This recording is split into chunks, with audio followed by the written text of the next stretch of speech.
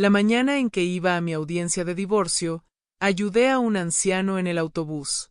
Cuando me bajé, él simplemente me siguió y quiso acompañarme hasta el juzgado. Al llegar, mi nuera lo vio y se puso pálida, pálida de miedo. Resulta que ese señor era. Sé que te estás preguntando quién era ese hombre, pero antes de revelarlo necesito que entiendas algo. A veces, un solo acto de bondad puede desatar una cadena de cosas que lo cambia todo. Y esa mañana lluviosa de marzo, cuando extendí mi mano para ayudar a un desconocido, yo no tenía idea de que estaba a punto de descubrir secretos que iban a destruir por completo la farsa en la que se había convertido mi vida. Si quieres saber cómo un simple pasaje de autobús, de apenas 4.50, puede destapar años de mentiras, quédate conmigo, porque esta historia te va a dejar sin aliento hasta el último segundo. Déjame volver a ese momento.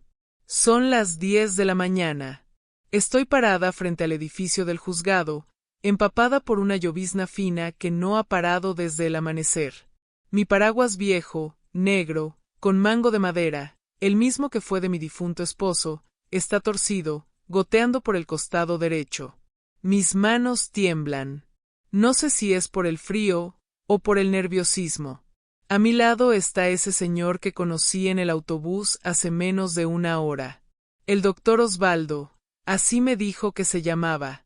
Cabello blanco peinado hacia atrás con una perfección casi antigua. Traje gris impecable, incluso después de la lluvia. Ojos cafés, cargados de una tristeza que no es de hoy, sino de toda una vida. Insistió en acompañarme. Dijo que conocía bien este lugar, que trabajó aquí 40 años como abogado. Algo en su voz me tranquilizó.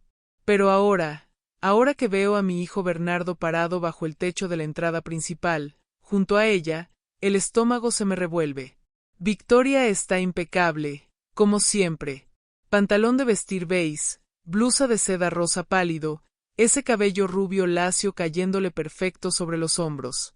Está en el celular, seguramente publicando otra foto de la vida perfecta que construyó sobre las ruinas de la mía. Bernardo me ve primero.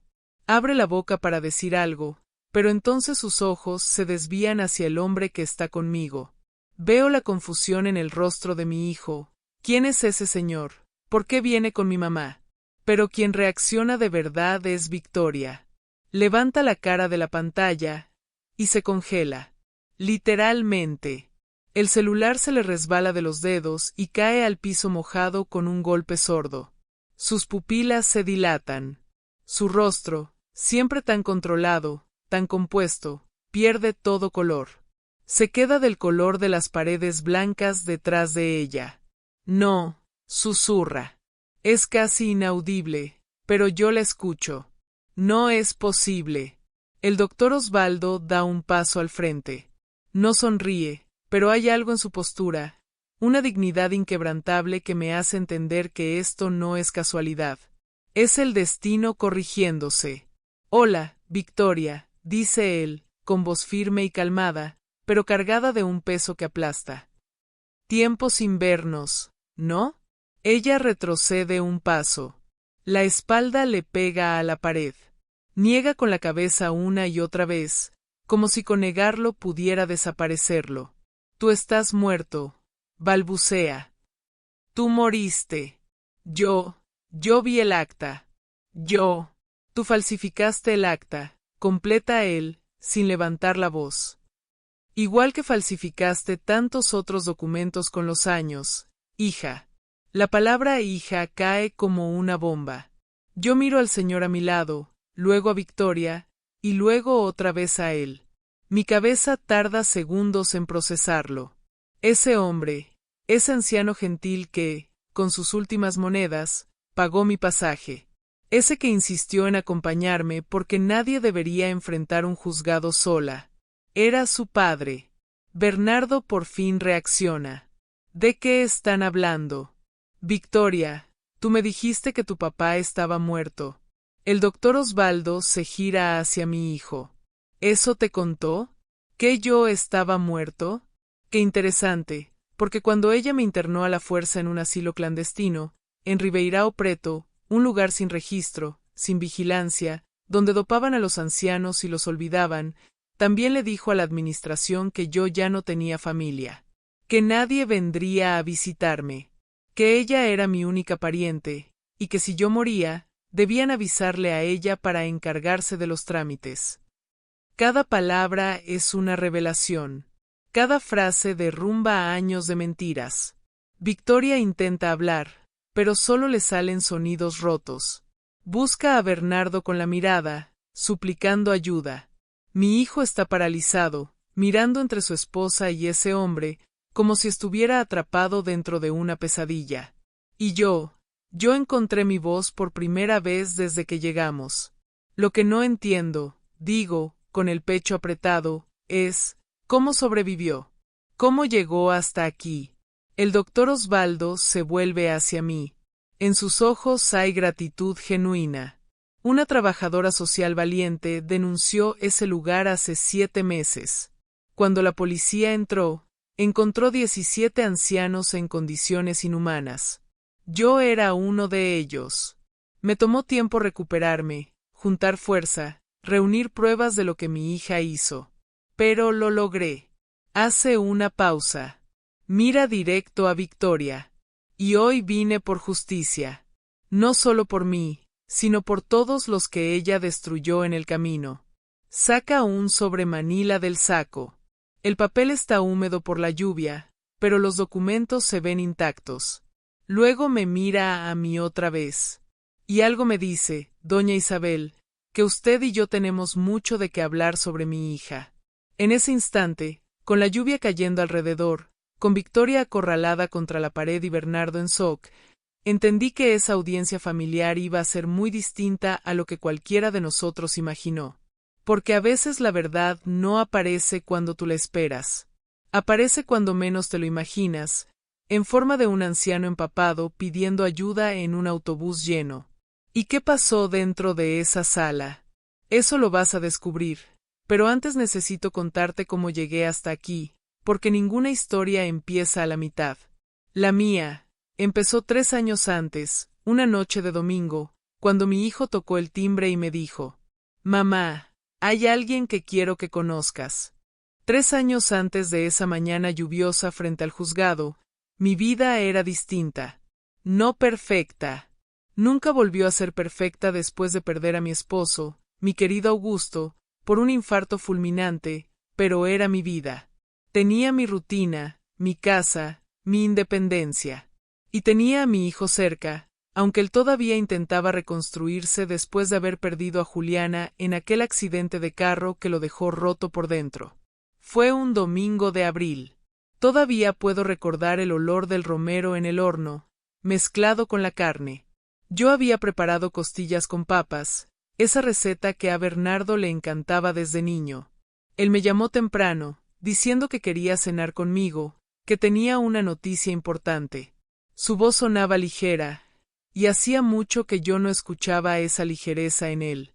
Cuando el timbre sonó a las 7 de la noche, me sequé las manos en el delantal y fui a abrir. Bernardo estaba ahí, en la reja, con esa sonrisa tímida que siempre tuvo, y junto a él estaba ella. Victoria Sampaio Cardoso. Yo ese nombre lo supe después. Claro. En ese primer instante lo que me impactó fue su apariencia. No voy a mentir, era bonita. Cabello rubio, lacio, hasta la mitad de la espalda, tan perfecto que parecía sacado de un anuncio de champú. Piel bronceada de manera artificial, uñas francesas impecables. Traía unos jeans claros que seguro costaban más que mi recibo de luz, y una blusa blanca de tela fina, con un collar dorado delicado en el cuello. Me extendió la mano con una sonrisa que mostraba dientes demasiado blancos. Doña Isabel, es un honor por fin conocerla. Bernardo habla muchísimo de usted. La voz era suave, educada, pero había algo en sus ojos, color avellana, casi miel, que no combinaba con esa sonrisa. Era como si me estuviera midiendo, evaluando, calculando cuánto valía yo. Le apreté la mano. Estaba fría. Incluso en una noche cálida de abril, esa mano era fría. Pasen, pasen, la cena ya está lista, dije, intentando ignorar ese nudo en el estómago. Mi instinto me estaba diciendo algo, pero yo no quería arruinar la felicidad de mi hijo. Durante la cena, Victoria fue la personificación de la nuera perfecta. Elogió la decoración de la sala, las cortinas de lino color crema, el sofá de cuero marrón que Augusto y yo compramos hace 20 años, los cuadros con paisajes del interior. Admiró mi colección de tazas de porcelana azul cobalto, esa que heredé de mi madre, cada una con una flor distinta pintada a mano. ¡Qué reliquia tan hermosa, doña Isabel! Son antiguas, ¿verdad? Deben valer mucho. Pasó los dedos por el borde de una taza como si estuviera probando la calidad, el peso, la autenticidad. Valen sentimentalmente, respondí, quitándole la taza con calma y guardándola en la vitrina. Eran de mi mamá. Las trajo de Portugal. Victoria sonrió. Entiendo. Es importante guardar las cosas que de verdad importan, ¿no? Un día, todo esto queda para la familia. Esa frase me sonó rara. Demasiado específica. Demasiado segura para alguien que acababa de conocerme. Pero Bernardo estaba radiante.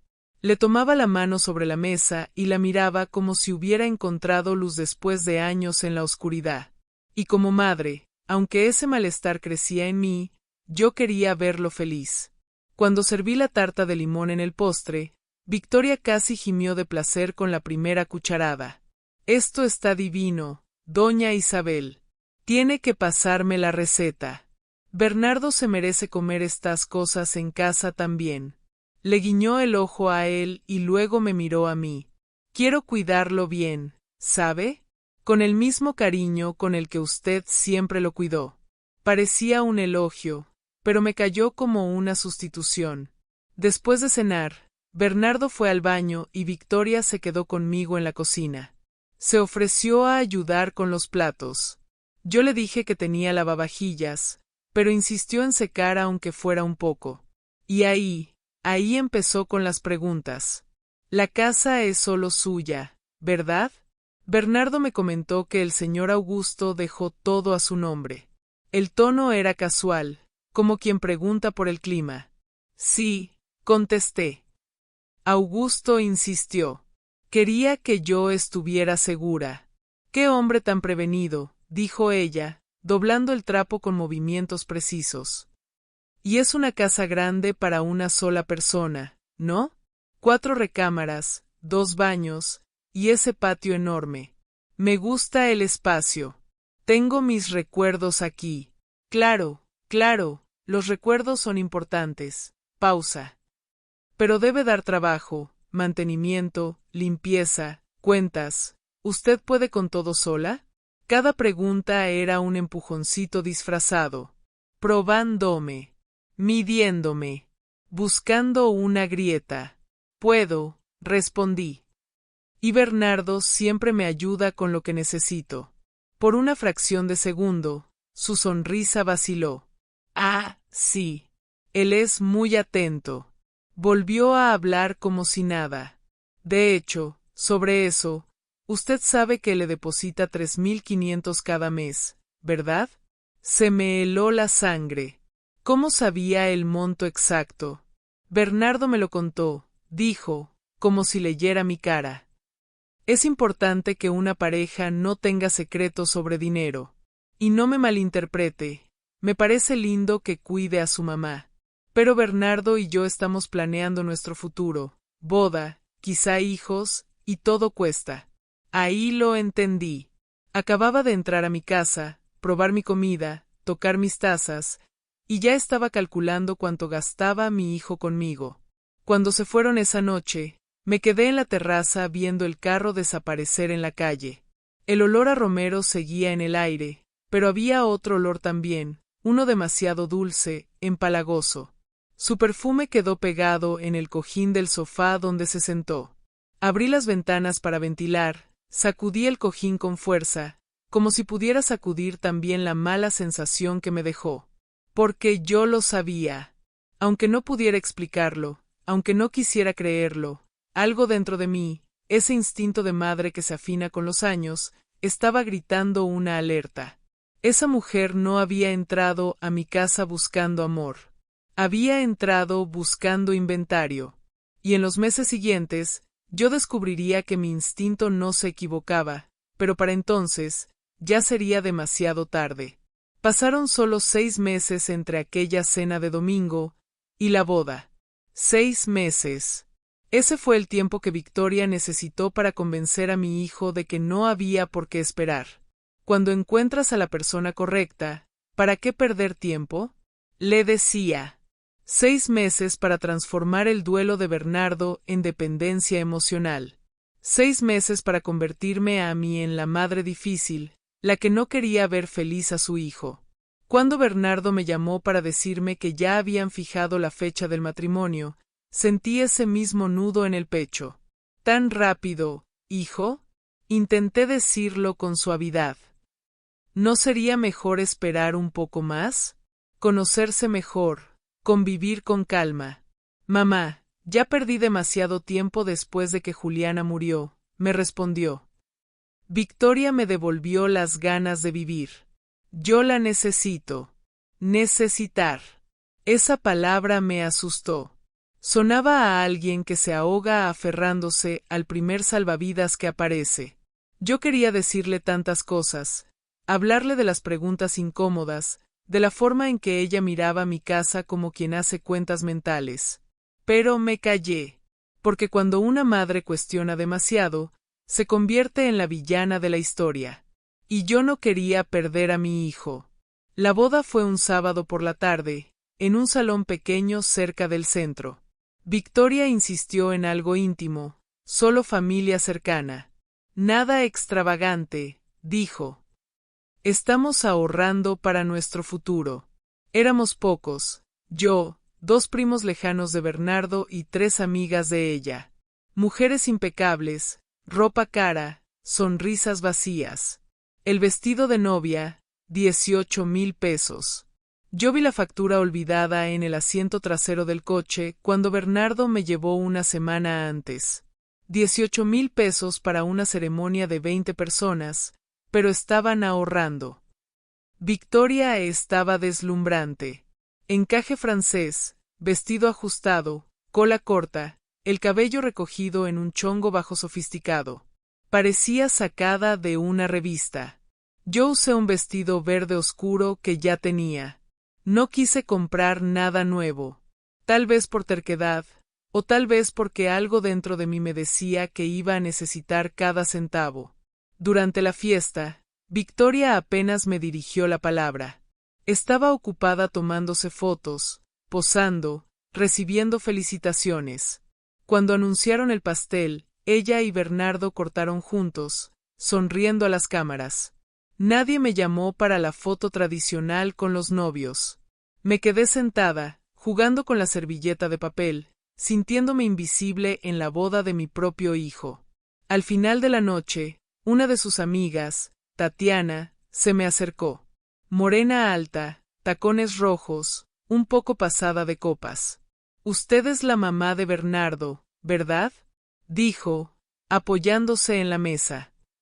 Pobrecita. ¿Cómo dice? Pregunté, confundida. Nada, nada, rió con amargura. Es que la Vicky tiene historial. Pero bueno, usted lo va a descubrir sola. Y se fue antes de que yo pudiera preguntarle más. 3 semanas después, llegó la primera puñalada. Era domingo. Yo estaba en la cocina preparando el almuerzo, como siempre. Bernardo llegó solo. Victoria tuvo un compromiso, me explicó. Pero él estaba distinto. Inquieto. Mirando el celular cada 5 minutos. ¿Pasa algo, hijo?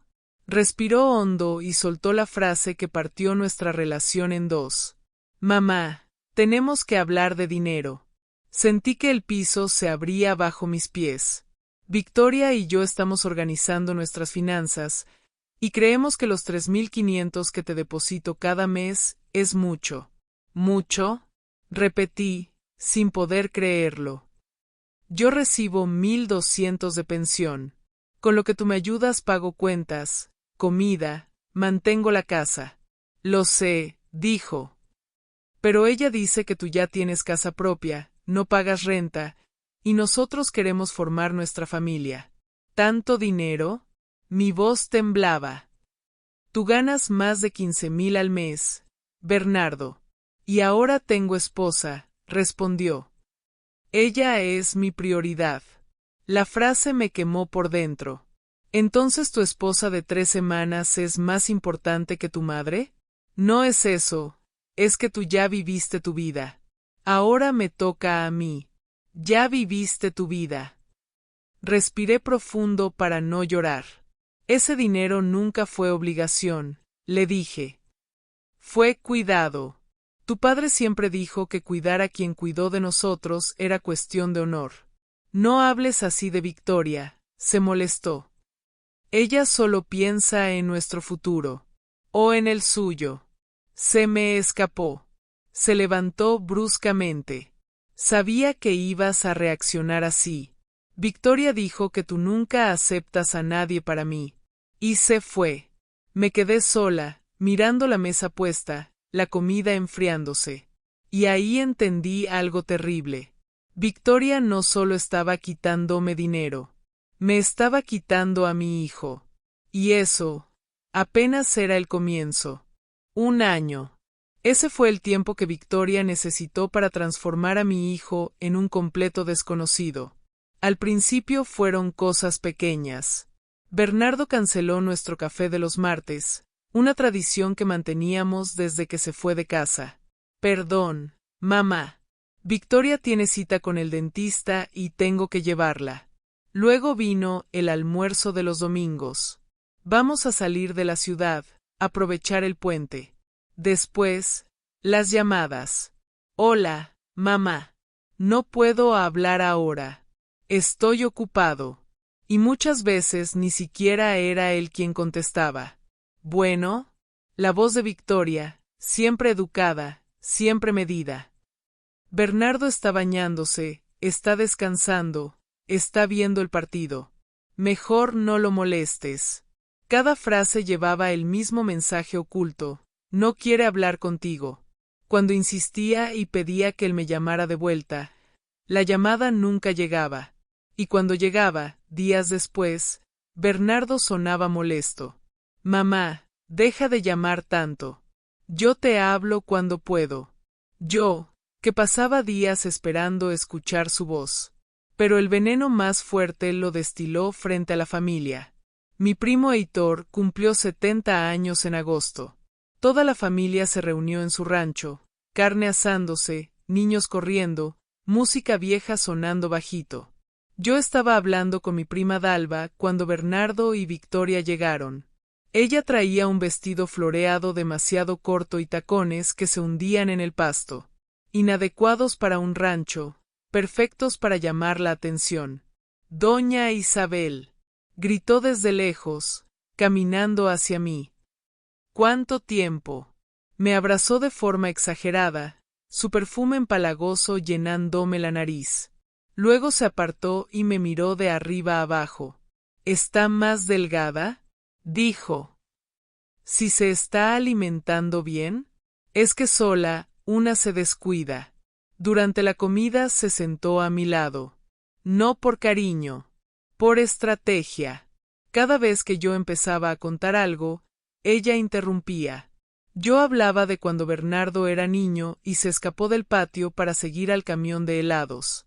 Ay, suegra, me cortó, déjeme corregirla. Puso la mano en mi brazo. Bernardo me contó que no fue así. Usted se distrajo y él se salió. Pudo haber sido atropellado.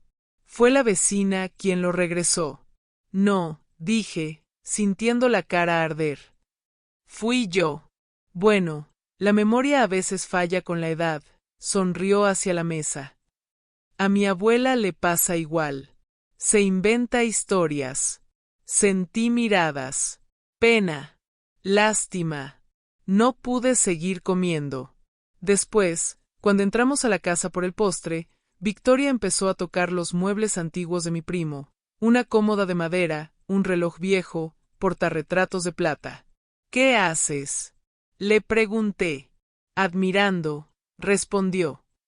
Esto es plata legítima. Debe valer unos 2000. No toques las cosas ajenas. Relájese, suegra. Se acercó más y bajó la voz. Hablando de antigüedades, cuando usted fallezca, corrigió rápido, digo, dentro de muchos años. Claro, esas tazas azules tan lindas que tiene, se las va a dejar a Bernardo, ¿verdad? La palabra fallezca no fue un error. Fue intencional. Se las dejaré a quien yo decida, respondí. Claro, pero piensa uno. Usted vive sola en una casa grande. ¿Y si pasa algo? Una caída, un malestar. Qué desperdicio dejar todo eso abandonado. Mi prima Dalva entró justo a tiempo y me llamó para el pastel. Salí de ahí temblando, no de frío, de rabia. 3 semanas después, llegó la gota que derramó todo. Era domingo por la mañana. Bernardo apareció sin avisar. Con Victoria, y con un hombre de traje. Mamá, este es Mauricio. Es corredor de bienes raíces. Sentí que el corazón se me salía del pecho. ¿Para qué? Victoria entró a la sala como si fuera suya, abriendo puertas, midiendo espacios con la mirada. Tuvimos una idea, dijo. Usted vive sola, esta casa es muy grande. ¿Por qué no la vende? No está en venta. Mauricio la valuó en 890,000, continuó, ignorándome. Usted compra un departamento pequeño, con seguridad, y le sobra dinero para invertir.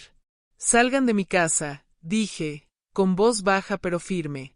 Suegra, no exagere. Ahora. Salieron. Bernardo fue el último. Me miró como si yo fuera la culpable. Cuando cerré la puerta, mis piernas cedieron. Me senté en el piso del pasillo y lloré. Porque ahí lo supe. Había perdido a mi hijo. Y él ni siquiera se había dado cuenta. Pero si crees que eso fue el fondo, no lo fue.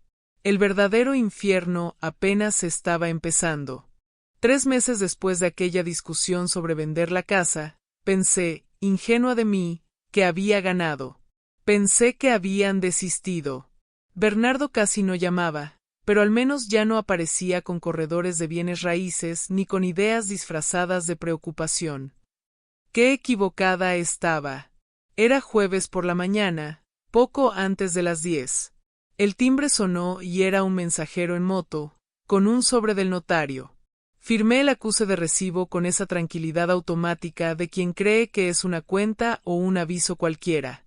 Abrí el sobre ahí mismo, en el recibidor, y mi mundo se vino abajo. Notificación de venta de inmueble. Proceso C728/2023. Las manos me empezaron a temblar tanto que casi se me caen los papeles. Leí una vez. Luego otra. Luego otra más. No entendía. Mi casa, la casa que Augusto y yo compramos hace más de 30 años, donde crié a mi hijo, donde cada mueble guarda una memoria, estaba en proceso de venta. El comprador, Cardoso y Silveira Desarrollos. El valor, muy por debajo del real. La vendedora, yo. Pero yo no había firmado nada. Nunca. Jamás. Me senté en el suelo del pasillo, el sobre tirado a mi lado. Sentía el pecho apretado, la vista borrosa, un sabor amargo en la boca. Miedo puro. Llamé a Bernardo. 1 vez. 2. 5. En la 6ª llamada contestó, molesto. Mamá, estoy trabajando.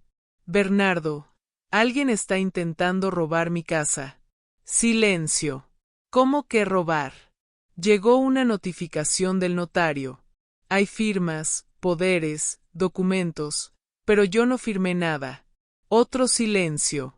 Más largo. ¿Estás segura de que no firmaste nada? ¿No fue alguien a la casa? Yo sé lo que firmo y lo que no, le dije. Necesito ayuda. Voy a ver qué pasa y te llamo. Colgó. No me llamó. No esperé. Tomé mis documentos y fui directo a la Defensoría Pública. Hice fila 4 horas. 4 horas leyendo y releyendo esos papeles malditos. Había un poder notarial con mi firma falsificada, reconocida en un notario de la zona oriente. Todo estaba en orden. Demasiado en orden. La abogada me miró con gravedad. Doña Isabel, esto es fraude y falsificación de documentos. Vamos a pedir el bloqueo de la venta, pero estos procesos tardan meses, a veces años. ¿Años? Susurré. Mientras tanto, la casa queda congelada. Usted no puede venderla ni usarla como garantía. Mi casa, convertida en una jaula. Esa noche busqué el nombre de la empresa en Internet. Cardoso y Silveira. Socios, Victoria Sampaio Cardoso y Ricardo Silveira Cardoso. Su hermano. El fantasma que nunca apareció. Llamé a Bernardo 17 veces. No contestó ninguna. Entonces llamé a ella. Aló, suegra, respondió con voz dulce. Falsificaste mi firma, le dije. Intentaste robar mi casa. Rió. Suave. Fría. Doña Isabel, ¿está bien? Parece confundida. Tengo pruebas. Documentos que usted firmó, querida. ¿No se acuerda? Vino a mi casa hace 2 meses. Yo nunca fui. Claro que sí. Tomó café, comió pastel de naranja, lo elogió. Su voz era tranquila. Cruel. Creo que está olvidando cosas. Continuó. Es triste, pero pasa con la edad. Ahí entendí. No solo quería mi casa. Quería destruir mi credibilidad. Hacerme dudar de mí misma. Colgó. Esa noche no dormí. Me senté en la sala oscura, mirando las paredes, los muebles, las tazas de porcelana. Y por primera vez en mi vida pensé en rendirme. Pero entonces, algo peor llegó. En enero, recibí una citación judicial. Proceso de interdicción. Solicitante, Victoria Sampaio Cardoso. Motivo, demencia senil progresiva. Decía que yo no era capaz de manejar mi vida. Había informes psicológicos. 3. De profesionales que jamás me vieron. Y como testigo principal, mi hijo. Bernardo había firmado un papel diciendo que yo estaba loca. Ese día no pude entrar a mi casa. Me senté en la banqueta, llorando, mientras los vecinos miraban con lástima. Pronto los rumores se esparcieron. En la iglesia, en la tienda, en todos lados. La vieja loca, la madre problemática. Bajé 12 kilos en 2 meses. No dormía, no comía. Me aislé. Hasta que, una noche, encontré un sobre bajo mi puerta. No tenía remitente. Solo una frase. Si quieres saber la verdad sobre Victoria, vaya a este lugar. Un padre también fue abandonado. Un asilo. En Ribeirão Preto. Y sin saberlo, esa fue la primera grieta en el infierno que ella había construido. Guardé ese papel como si fuera una reliquia o una bomba. No sabía qué era exactamente, solo sabía que no podía ignorarlo.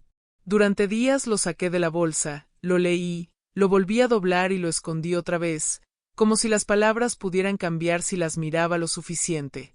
Un padre también fue abandonado. Esa frase me perseguía. Los días antes de la audiencia pasaron en una neblina gris. Yo casi no salía de casa. No atendía llamadas. Comía lo mínimo para no desmayarme. La noche anterior, dejé lista la ropa, un pantalón negro ya algo gastado, una blusa beige de manga larga, zapatos cerrados que me apretaban, pero eran los únicos decentes que tenía. Preparé el paraguas viejo. La previsión anunciaba lluvia. No dormí. A las 5 de la mañana me levanté, me bañé, y sin saber por qué, guardé ese papel del asilo en la bolsa. Tal vez era desesperación. Tal vez intuición. A las 6:30 salí de casa. La lluvia ya había empezado. De esas finas, persistentes, que no parecen peligrosas pero te empapan el alma. Caminé despacio hasta la parada del autobús. Mi bolsa pesaba. Dentro llevaba los documentos del proceso, el papel misterioso y 43 pesos, todo el dinero que me quedaba en el mundo. El autobús llegó lleno. Como siempre. Subí con dificultad, pasé mi tarjeta de adulta mayor, y entonces escuché la discusión. O paga o se baja, gruñó el chofer. Me giré. Un señor alto, delgado, cabello completamente blanco, traje gris empapado, revisaba los bolsillos del saco con desesperación. Se le cayeron unas monedas al suelo. Se agachó, casi perdiendo el equilibrio. Espere, espere, yo tenía el cambio. La gente empezó a quejarse. Apúrese. Bájese ya. No lo pensé. Me acerqué. ¿Cuánto le falta? Pregunté. No es asunto suyo, señora, dijo el chofer. Yo pago. Saqué un billete. Era casi todo lo que tenía suelto. Lo puse en la bandeja. El chofer resopló y liberó el torniquete. El señor me miró. Sus ojos cafés estaban cansados, pero brillaban con algo más profundo. No tenía que hacerlo, me dijo. Ya está hecho. Entre. Nos quedamos de pie, sujetándonos mientras el autobús avanzaba a brincos. Después de un rato, habló. Soy Osvaldo, doctor Osvaldo Cardoso. Abogado. Bueno, jubilado. Nos dimos la mano. La suya era firme, cálida. Gracias, repitió. Salí sin revisar la cartera. Traía la cabeza en otro lado. Algo en su voz me resultó familiar. Una tristeza vieja. De esas que no se curan. ¿A dónde va tan temprano? Me preguntó. Dudé, pero confié. Al juzgado. Tengo audiencia a las 10. Levantó las cejas. ¡Qué coincidencia! Yo también. Trabajé ahí 40 años. Nunca pensé volver así. ¿Proceso familiar? Aventuré. Me miró con sorpresa. Se nota en la cara, ¿verdad? Sonrió sin humor. Tengo una hija, o tenía. Me internó en un asilo clandestino, falsificó mi acta de defunción y me robó todo. Sentí que el corazón se me aceleraba. ¿Cómo se llama su hija? Pregunté, ya temiendo la respuesta. Me miró directo a los ojos. Victoria Sampaio Cardoso. El mundo se detuvo. Saqué el papel de mi bolsa y se lo mostré. ¿Estuvo en el asilo San Vicente de Paula, en Ribeirão Preto? Se quedó helado. ¿Cómo sabe eso? Alguien dejó este papel bajo mi puerta, dije. Y Victoria es mi nuera. Nos miramos en silencio mientras el autobús se detenía frente al juzgado. Dos desconocidos. Una misma serpiente. Y así, bajo la lluvia, sin saberlo del todo, caminamos juntos hacia el día que lo cambiaría todo.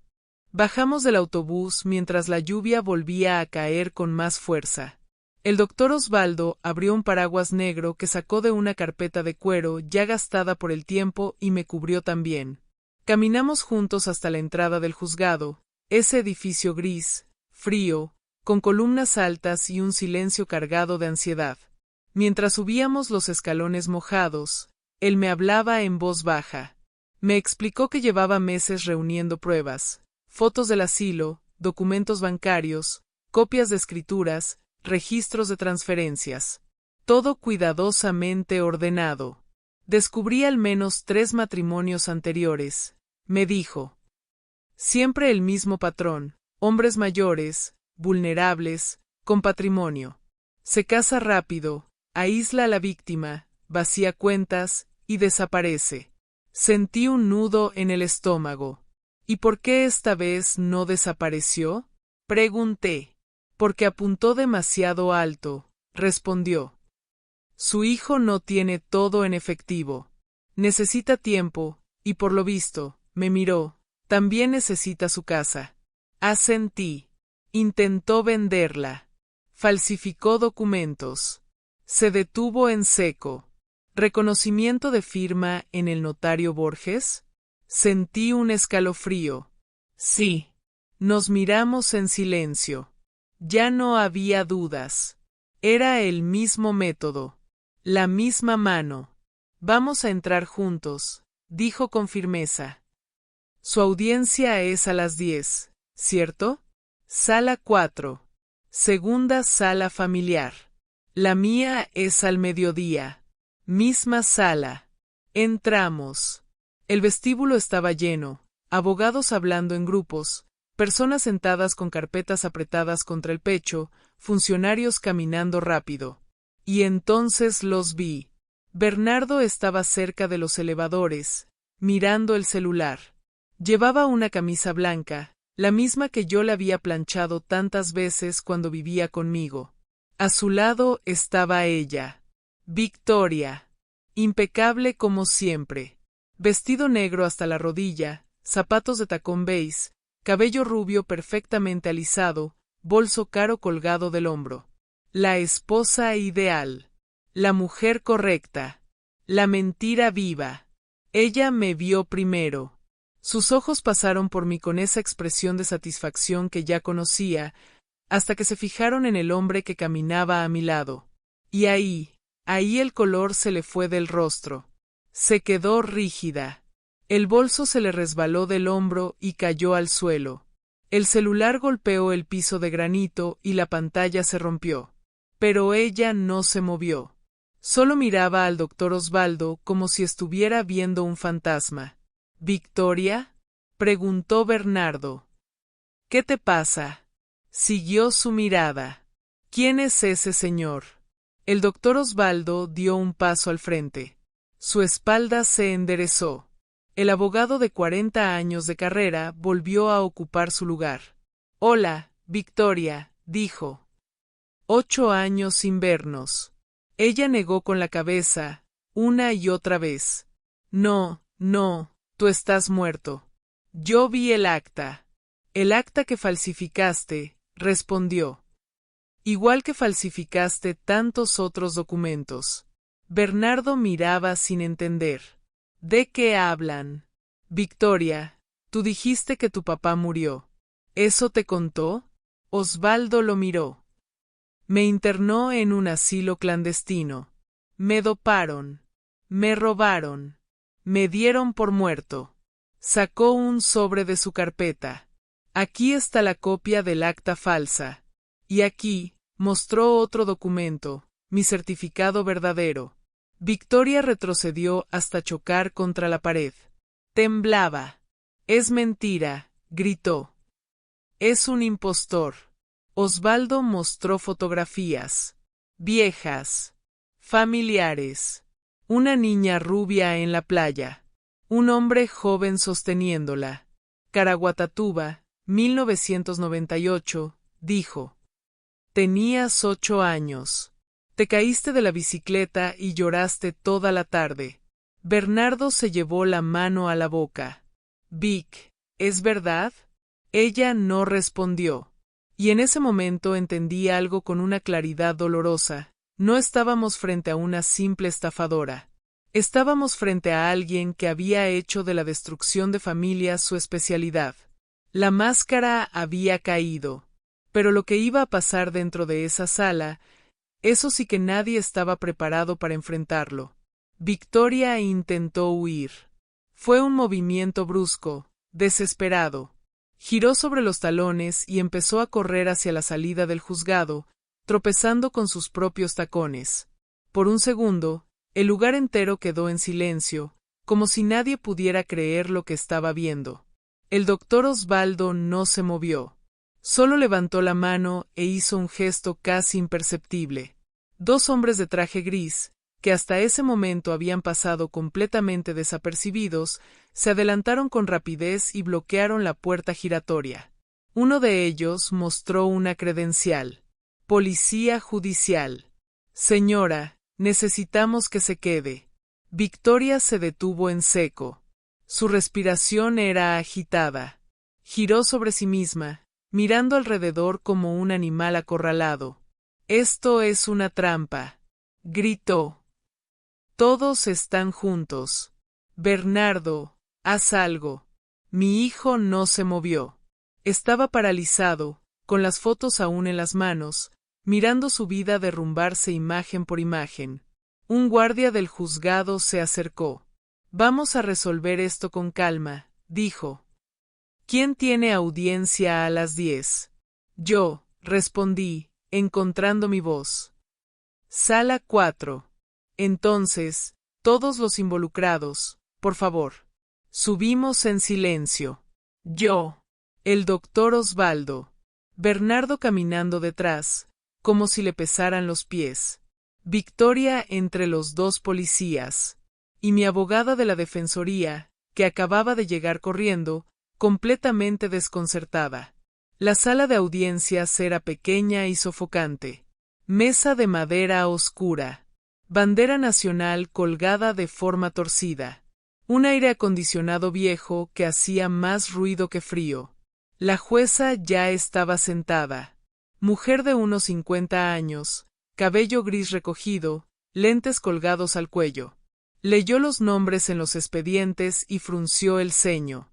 ¿Cuántos procesos tenemos aquí hoy? 2, su señoría, respondió el doctor Osvaldo. Y están profundamente conectados. La jueza suspiró. Explíquese. Lo que siguió fue una demolición meticulosa. Osvaldo presentó pruebas una tras otra. Transferencias bancarias. Contratos falsos. Fotografías del asilo. Testimonios grabados de empleados que confesaban haber recibido dinero para mantenerlo sedado y aislado. Mi hija me visitó una sola vez en 8 años, dijo, con la voz quebrada. Me dijo, siempre fuiste una carga. Al menos ahora produces dinero. Bernardo estaba pálido. Sus manos temblaban. Luego vinieron los otros nombres. Otros hombres. Otros matrimonios. Todos con el mismo final. Patrimonio perdido, aislamiento, ruina emocional. Un suicidio que todavía estaba bajo investigación. Mi abogada habló después. Excelencia. La misma estrategia fue aplicada contra mi clienta. Intento de interdicción con informes falsos. Falsificación de firma para vender su casa. El objetivo es aislar, controlar y despojar. Bernardo se levantó. Yo no sabía, dijo, casi sin voz. Ella me mostró mensajes, pruebas, fabricadas, interrumpió Osvaldo. Es experta en eso. La jueza se volvió hacia Victoria. ¿Tiene algo que declarar? Victoria levantó la cabeza. Ya no había pánico, solo frialdad. Todo esto es una conspiración, dijo. Mi padre está resentido. Mi suegra siempre me odió. Yo solo quise proteger a mi esposo. En ese momento, un policía se adelantó y le entregó una tableta a la jueza. Acaba de llegar este material del asilo San Vicente de Paula. La jueza miró el video. Su expresión se endureció. Señora, dijo finalmente, aquí se la ve entregando una maleta con dinero y observando cómo su padre es inmovilizado. El silencio fue absoluto. Llévensela, ordenó. Prisión preventiva. Las esposas hicieron un sonido seco al cerrarse. Victoria gritó, insultó, amenazó. Voy a salir. Todos van a pagar. La sacaron de la sala. La jueza respiró hondo. Los procesos contra doña Isabel quedan suspendidos y archivados. Usted es víctima, no imputada. Miró a Bernardo. Busque ayuda profesional. Fue manipulado, pero eso no borra lo que hizo. La audiencia terminó. El doctor Osvaldo salió primero. Nos dio espacio. Me quedé sola con mi hijo. Bernardo levantó la mirada. Sus ojos estaban rojos. No sé qué decir, mamá. No digas nada, respondí. Aprende. Y por primera vez en mucho tiempo, supe que la verdad había ganado, pero que las heridas todavía tardarían en cerrar. 3 meses después de aquella audiencia, mi vida no volvió a ser la misma. Y no fue un final de cuento de hadas donde todo regresó a su lugar original, porque hay cosas que, cuando se rompen, no se pegan igual. Se reconstruyen distintas. A veces más fuertes. A veces más cautelosas. Pero nunca iguales. Victoria fue condenada a varios años de prisión en régimen cerrado. Fraude calificado. Falsificación de documentos públicos. Abandono de incapaz. Asociación delictiva. Su cuñado, Ricardo Silveira Cardoso, también fue arrestado. El empleado del notario que reconoció mi firma falsa perdió su licencia y respondió penalmente. Mi casa volvió oficialmente a mi nombre, limpia, sin bloqueos, sin amenazas. Sentarme en mi sala y saber que nadie podía quitármela, eso no tiene precio. Recuperé parte del dinero que ella había desviado poco a poco de mi cuenta mediante poderes falsos. No todo, pero recuperé algo más importante, mi dignidad. El doctor Osvaldo se convirtió en un amigo verdadero. Nos veíamos todos los martes por la mañana en la panadería del barrio. Café con leche, pan tostado, pastel de zanahoria. Hablábamos de la vida, de las pérdidas, de lo que queda después de la traición.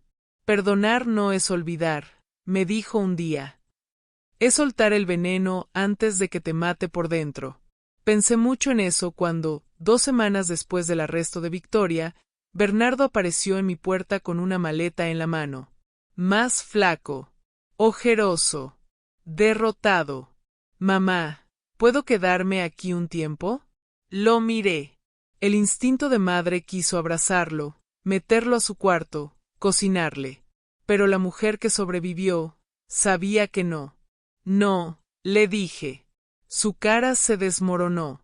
Te perdono, continué. Pero perdonar no significa retroceder. Tú firmaste papeles diciendo que yo estaba loca. Me abandonaste cuando más te necesité. Y eso tiene consecuencias.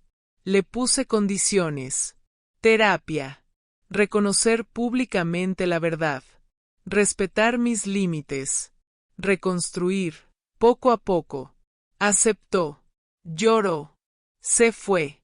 Hoy, 5 meses después de aquella mañana lluviosa, mi casa está en paz. Las tazas de porcelana azul siguen en la vitrina. El jardín volvió a florecer. Regresé a la iglesia.